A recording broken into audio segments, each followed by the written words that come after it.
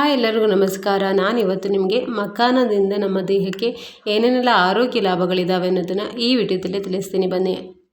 ಮಖಾನ ಎಂದು ಕರೆಯಲ್ಪಡುವ ಲೋಟಸ್ ಅಥವಾ ಫಾಕ್ಸ್ ಸೀಡ್ಸ್ ಹಲವರಿಗೆ ಅಪರಿಚಿತ. ಇದು ಯಾವುದೋ ಹೊಸ ಹೆಸರು ಎಂದು ತಿಳಿದುಕೊಳ್ಳುವವರಿಗೆ ತಾವರೆ ಬೀಜಗಳು ಎಂದು ಸುಲಭವಾಗಿ ಹೇಳಬಹುದು. ತಮ್ಮಲ್ಲಿನ ಅಸಂಖ್ಯಾತ ಆರೋಗ್ಯ ಪ್ರಯೋಜನಗಳನ್ನು ಮನುಷ್ಯರಿಗೆ ಒದಗಿಸುವ ಕೆಲಸ ಮಖಾನ ಬೀಜಗಳದ್ದು. ಚೀನಾ ದೇಶದಲ್ಲಿ ಇವುಗಳನ್ನು ಔಷಧಿ ತಯಾರಿಕೆಯಲ್ಲಿ ಉಪಯೋಗ ಮಾಡುತ್ತಾರೆ. ಮೂತ್ರಪಿಂಡಗಳು ಮತ್ತು ಗುಲ್ಮ ಸಂಬಂಧಿತ ಕಾಯಿಲೆಗಳಿಂದ ಬಳಲುತ್ತಿರುವವರು ಇವುಗಳನ್ನು ಸೇವಿಸಬಹುದು. ಇನ್ನು ಡ್ರೈ ಫ್ರೂಟ್ಗಳಾದ ಬಾದಾಮಿ ಬೀಜಗಳು, ವಾಲ್ನಟ್, ಗೋಡಂಬಿ ಬೀಜಗಳು ಕೂಡ ಫಾಕ್ಸ್ ಸೀಡ್ಸ್ಗೆ ಹೋಲಿಸಿದರೆ ಪೋಷಕಾಂಶಕ್ಕೆ ಸಹಾಯಕಾರಿ. ತಳಹದಿಯಲ್ಲಿ ಪ್ರೋಟೀನ್ ಅಂಶ ಅಧಿಕವಾಗಿದೆ.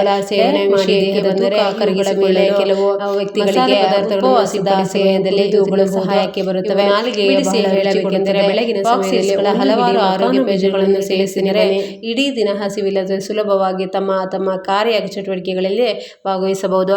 ಒಂದು ಬಟ್ಟಲು ಮಖಾನ ಬೀಜಗಳನ್ನು ಸೇವಿಸಿದರೂ ಸಹ ನಿಮ್ಮ ಕ್ಯಾಲರಿಗಳಲ್ಲಿ ಯಾವುದೇ ವ್ಯತ್ಯಾಸವಾಗುವುದಿಲ್ಲ. ಅಂದರೆ ಮಖಾನ ಬೀಜಗಳು ಕಡಿಮೆ ಕ್ಯಾಲೋರಿ ಅಂಶಗಳನ್ನು ಹೊಂದಿರುತ್ತವೆ. ಮಖಾನ ಬೀಜಗಳು ಆಂಟಿ ಏಜಿಂಗ್ ಗುಣಲಕ್ಷಣಗಳಿಂದ ಯಥೇಚ್ಛವಾದ ಆಂಟಿ ಆಕ್ಸಿಡೆಂಟ್ಗಳನ್ನು ಒಳಗೊಂಡಿವೆ.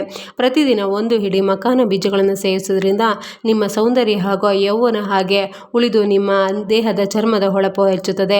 ಆದರೆ ಯಾವುದೇ ಕಾರಣಕ್ಕೂ ಮಖಾನ ಬೀಜಗಳನ್ನು ಎಣ್ಣೆಯಲ್ಲಿ ಕರಿದು ತಿನ್ನಬಾರದು.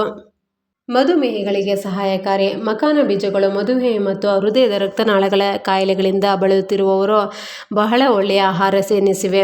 ಏಕೆಂದರೆ ಇವುಗಳಲ್ಲಿ ದೇಹಕ್ಕೆ ಅಗತ್ಯವಿರುವ ಒಳ್ಳೆಯ ಕೊಬ್ಬಿನ ಅಂಶಗಳು ಹೇರಳವಾಗಿದ್ದು ಸ್ಯಾಚುರೇಟೆಡ್ ಕೊಬ್ಬಿನ ಅಂಶಗಳು ಬಹಳಷ್ಟು ಕಡಿಮೆ ಇವೆ.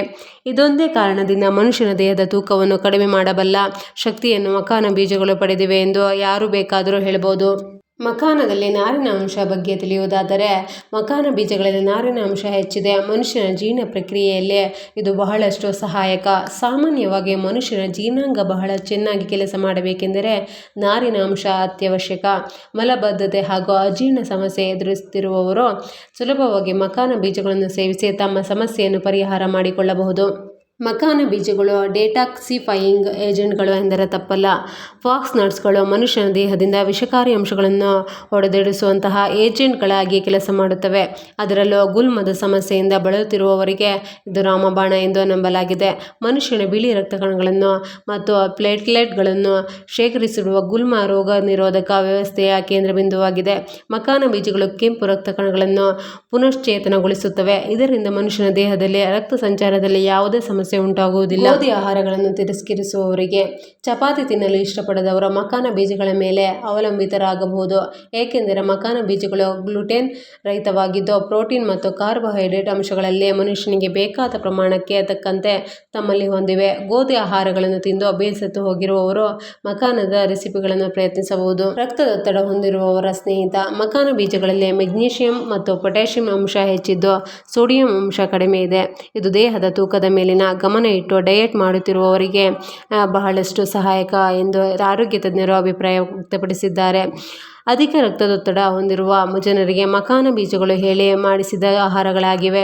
ಏಕೆಂದರೆ ಇವುಗಳಲ್ಲಿ ಹೆಚ್ಚಿನ ಪೊಟ್ಯಾಷಿಯಂ ಅಂಶ ಮತ್ತು ಕಡಿಮೆ ಸೋಡಿಯಂ ಅಂಶ ಇರುವುದರಿಂದ ರಕ್ತದೊತ್ತಡದಲ್ಲಿ ಯಾವುದೇ ಬಗೆಯ ಹೆಚ್ಚು ಕಡಿಮೆ ಆಗದೆ ನಿಯಂತ್ರಣದಲ್ಲಿರುತ್ತದೆ. ಆದ್ದರಿಂದ ಇನ್ನು ಮುಂದೆ ರಕ್ತದ ಒತ್ತಡದ ಸಮಸ್ಯೆಯಿಂದ ಬಳಲುತ್ತಿರುವವರು ಮಖಾನ ಬೀಜಗಳನ್ನು ಸೇವಿಸುವುದನ್ನು ಅಭ್ಯಾಸ ಮಾಡಿಕೊಳ್ಳಿ. ಉರಿಯೂತಕ್ಕೆ ಮನೆಮದ್ದು. ಮಖಾನ ಬೀಜಗಳಲ್ಲಿ ಕೆಂಪರೊಲ್ ಎಂಬ ಅಂಶವಿದ್ದು ಇದು ಉರಿಯೂತವನ್ನು ಉಪಶಮನ ಮಾಡುತ್ತದೆ. ಸಾಮಾನ್ಯವಾಗಿ ಈಗಿನ ಸಮಯದಲ್ಲಿ ಮಧುಮೇಹ, ಆರ್ಥೈಟಿಸ್, ರ್ಯೂಮ್ಯಾಟಿಸ್ಮ್ ಆರೋಗ್ಯ ಸಮಸ್ಯೆಗಳಿಗೆ ಬಹುಮುಖ್ಯ ಕಾರಣವೇ ಉರಿಯೂತ ಎಂದು ಹೇಳಲಾಗುತ್ತದೆ.